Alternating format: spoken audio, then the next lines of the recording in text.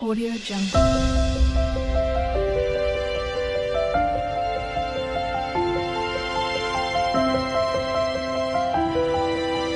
Audio Jungle. Hi అండి, welcome to my channel. ఈ video వచ్చేసి సాటర్డే రోజు అందరికీ రాఖీ పండుగ శుభాకాంక్షలు. తర్వాత వచ్చేసి ఇది ఎర్లీ మార్నింగ్ ఫ్రెష్ అప్ అయితే అయ్యాను. తర్వాత ఎందుకంటే మన కలశంది ఉంటుంది కదా, ముందు రోజు వరలక్ష్మి వ్రతం అయింది, కలశం ఉంటుంది కాబట్టి కలశంతో కొబ్బరికాయ ఉంటుంది కదా, నేనైతే నెక్స్ట్ డేనే కొట్టేస్తాను శనివారము. తర్వాత మూడో శనివారం కదా భక్షాలు పెట్టేసి తర్వాత కలశం కొబ్బరికాయ అయితే దేవుని కాడ కొట్టేస్తాను. ఎప్పుడైనా అంతే, వరలక్ష్మి వ్రతం అయినాక నెక్స్ట్ డేనే మళ్ళీ మన ఇంట్లో దేవునికి కూడా భక్షాలతో నైవేద్యం పెట్టేసి కొబ్బరికాయ అయితే కొట్టేస్తాను. కలశంది కొబ్బరికాయ, ఇక్కడ భక్షాలు అయితే చేస్తూ ఉన్నాను. దేవుని వరకే చేశానులేండి, ఎందుకంటే ఎవరిది ముందు రోజు కూడా ఎవరు తినలేదు. తర్వాత వచ్చేసి ఇంకా దేవుని వరకు ఒక 5 భక్షాలు చేసి పెడతాను అంతే. ఇక్కడ వచ్చేసి ఈ విధంగా పిండి అయితే చాలా సాఫ్ట్గా తడుపుకోవాలి, కొంచెం నానాలి, మంచిగా నానితే మంచిగా సాఫ్ట్గా వస్తాయి భక్షాలు. పూర్ణం కూడా పర్ఫెక్ట్గా ఉండాలి. తర్వాత వచ్చేసి ఇక్కడ నేనైతే మార్నింగే ఫ్రెష్ అప్ అయ్యి ఇంకా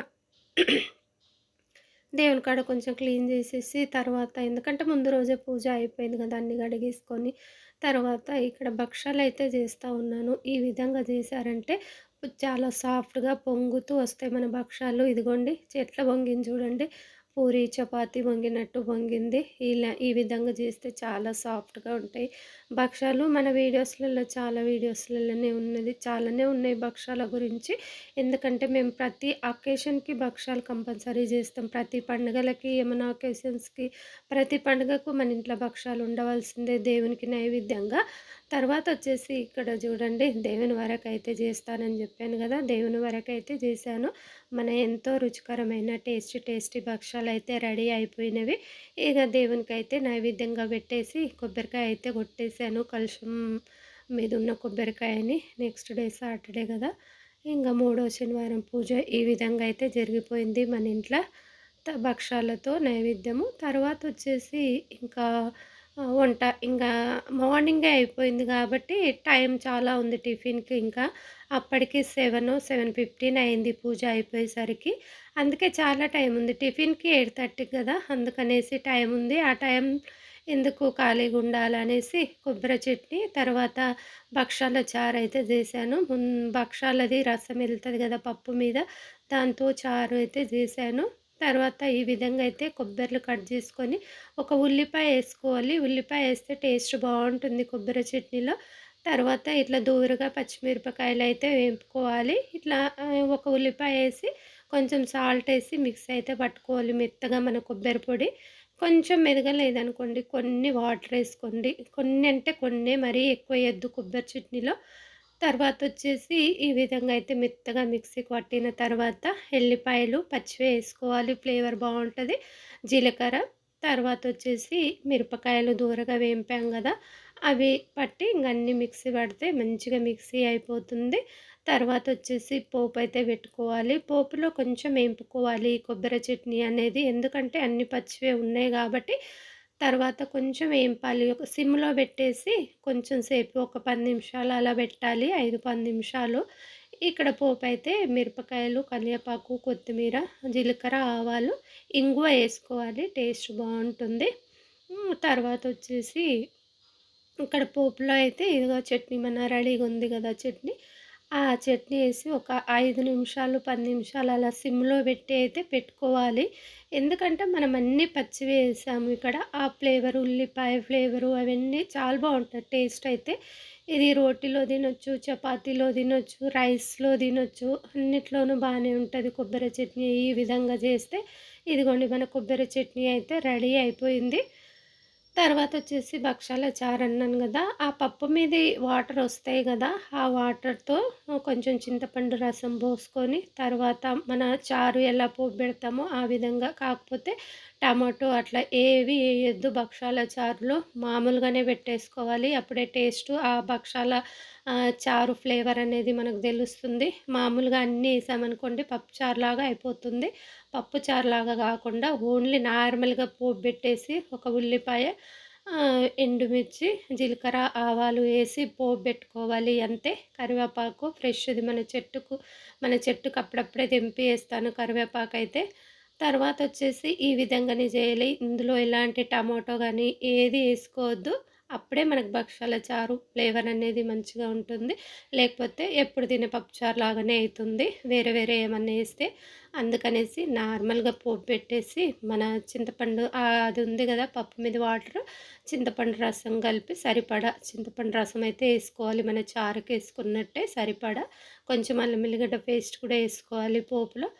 తర్వాతొచ్చేసి ఇక చారైతే ఇంగా పోపైతే రెడీ అయిపోయింది. ఆ రసం ఉంది కదా! పోసేసుకోవాలి. కొంచెం బాగా మసలనియ్యాలి. బాగా, బాగా మసలాలిలెండి. ఇంగా తర్వాత సిమ్‌లోనే పెట్టుకుంటే అదే మసులుతుంది. ఒక 10 నిమిషాలు అలా. తర్వాతొచ్చేసి దింపే ముందు కొంచెం ఇంగువ, కొంచెం ధనియా పౌడర్ ఏసుకుంటే చాలా టేస్ట్‌గా ఉంటది భక్షాల చారు గూడా. తర్వాతొచ్చేసి ఇగ మనకు చారు రెడీ అయిపోయింది. ఇదిగోండి వేడి వేడి చారు, చట్నీ అన్నీ టిఫిన్‌కి ముందే రెడీ అయ్యేవి. ఎందుకంటే టైం ఉందనేసి ముందే కూరలైతే జేశాను. రాఖీ పౌర్ణమి గదా! ఇగ మళ్ళీ కొంచెం పాప వస్తది ఇగ హడావుడిగానే ఉంటది కొంచెము. ఇంగ తర్వాతొచ్చేసి అవి చేసైతే పక్కకు పెట్టేశాను. పక్కకు పెట్టేసిన తర్వాత ఇది వడల పిండి ఉంది. వడలైతే ఏసుకోవాలి టిఫిన్‌కి పప్పు వడలు. ఇదిగోండి మనది వేడి వేడి చారు, చట్నీ, భక్షాల చారు, కొబ్బరి చట్నీ అయితే రెడీ అయిపోయావి. శ్రావణ మాసం గాబట్టి కొంచెం ఇంగ నాన్ వెజ్ ఉండదు మన ఇంట్లో. ఇంగ పప్పు ఇవే ఉంటుంది. వెజ్జే ఉంటుంది. ఇంగ తర్వాతొచ్చేసి మన కొబ్బరి చట్నీ, చారు ఈ విధంగా కొబ్బరి చట్నీ, భక్షాల చారు కాంబినేషన్ బానే ఉంటుంది. కొంచెం కొబ్బరి చట్నీ కలుపుకొని చారేసుకుంటే ఇంకా బావుంటుంది. ఉత్త చారు గాకుండా. ఇక్కడ మన పప్పు వడలు గూడా రెడీ అయితున్నాయి. ఇగ అవి చేసి పక్కకు పెట్టేసి పప్పు వడలైతే వేస్తున్నాను టిఫిన్‌కి. చట్నీ గూడా జేశాను. తర్వాతొచ్చేసి అప్పటికి ఎంతయింది 7:30 అయింది అంతే. ఇంగ తర్వాతొచ్చేసి ఇక్కడ పాలు గూడా వచ్చేసావి. మనకు పాలైతే 7:45కి, 8కి అలా వస్తావి. నేనైతే కొన్ని నైట్ పాలు ఉంచి పెడతాను మార్నింగ్ టీ తాగడానికి. తర్వాతొచ్చేసి ఇక్కడైతే అంత పనయిపోయింది. చూస్తా ఉన్నాను టైము. ఇంకా పాపైతే వచ్చేసింది. ఇంక తర్వాత ఈ విధంగా ర్యాకిలు, స్వీటు, అక్షంతలు, దీపాలు ఇవన్నీ అయితే రెడీగా పెట్టింది. మా బాబు గూడా రెడీగా కూసున్నాడు. ఏవేవో జోకులు చేసుకుంటా, ఏవేవో మాట్లాడుకుంటా అయితే మా వారైతే అటు కూసున్నారు. ఇంక తర్వాతొచ్చేసి వాళ్ళ తమ్ముడినైతే కూసోబెట్టింది వాళ్ళ అక్కయ్య.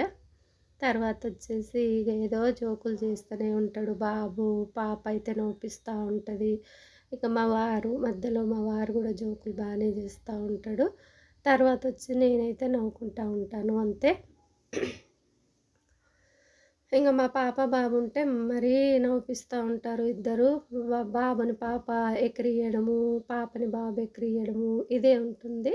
తర్వాతొచ్చేసి ఇక్కడ మామూలుగా అందరు కట్టుకున్నట్టే బొట్టు పెట్టేసి, రాఖీ కట్టి, స్వీట్ పెట్టి, ఇంగా హారతయితే ఇవ్వాలి. ఇంగ తర్వాతొచ్చేసి అప్పటికి 10 ఏమో అయింది. తర్వాతొచ్చేసి ఇక్కడ రాఖీలయితే వాళ్ళ నాన్నకి గూడా కట్టేస్తుంది. మా ఆడబిడ్డ ఉంది గానీ రాలేదు. వీలు కాలేదు, రాలేదు. తర్వాతొచ్చేసి అప్పట్లో వచ్చేదిలెండి. ఎప్పుడైనా వచ్చేది. ఇక పిల్లలు పెద్దగయినంక కొంచెం ఆమె జాబ్‌కెళ్తది కాబట్టి వీలుంటే వస్తది. కుదరకపోతే రాదులు. ఇంగ సరే మా ఊరికి దగ్గరే మా ఆడబిడ్డ ఊరు. మా వారే ఎళ్తాడు. తర్వాతొచ్చేసి ఇక్కడ హారతయితే ఇస్తుంది. రాఖీ కట్టడం అయిపోయింది. హారతయితే ఇస్తుంది. ఇదిగోండి ఇగ బాబైతే డబ్బులైతే పెట్టడానికైతే తీసి డబ్బులు పెట్టి హారతిలో కాళ్ళైతే ఆశీర్వాదం అయితే తీసుకున్నాడు వాళ్ళ అక్క దగ్గర. తర్వాతొచ్చేసి పాప గూడా వాళ్ళ నాన్న దగ్గర ఆశీర్వాదం తీసుకుంది. అవన్నీ అయిపోయిన తర్వాత ఇక్కడ నాకు గూడా పాప రాఖీ కట్టింది. రాఖీ అనేది ఎవరైనా కట్టుకోవచ్చు రక్షణ అంతే. తర్వాతొచ్చేసి ఇక్కడ పాపకు గూడా నేను రాఖీ కట్టాను. రాఖీ అనేది ఓన్లీ అన్నదమ్ములకు గాదు. ఎవరైనా ఎవరికైనా కట్టుకోవచ్చు.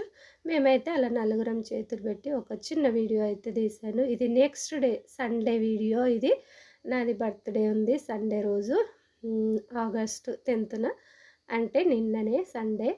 తర్వాత వచ్చేసి ఇక్కడ నేనైతే గుడికెళ్ళలేదు. మా వారు ఊరికెళ్తానన్నాడు. అందుకనేసి గుడికైతే రెడీ అవ్వలేదు నేను.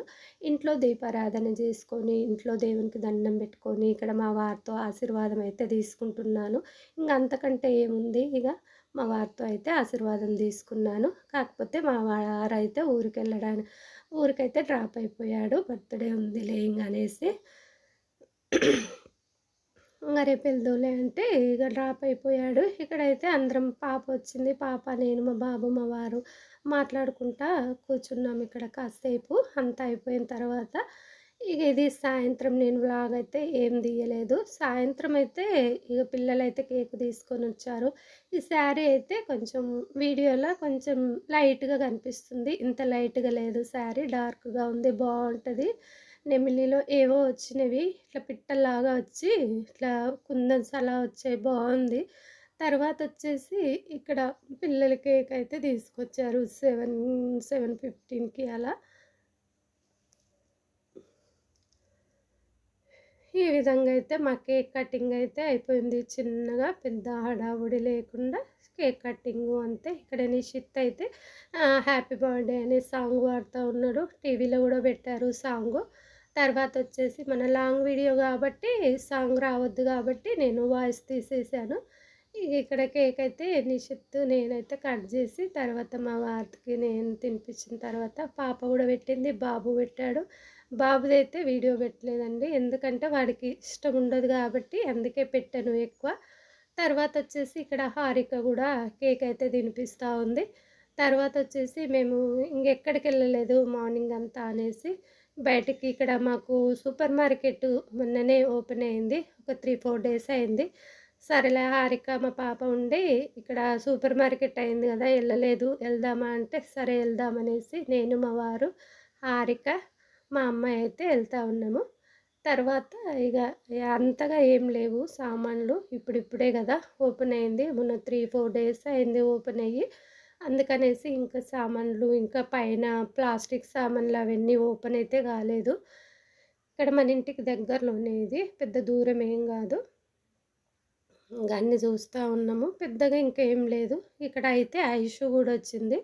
ఐషు అయితే హ్యాపీ బర్త్డే అమ్మమ్మ అని ఎలా చెప్పిందో చూడండి. కీర్తన వాళ్ళ పాప ఐషు.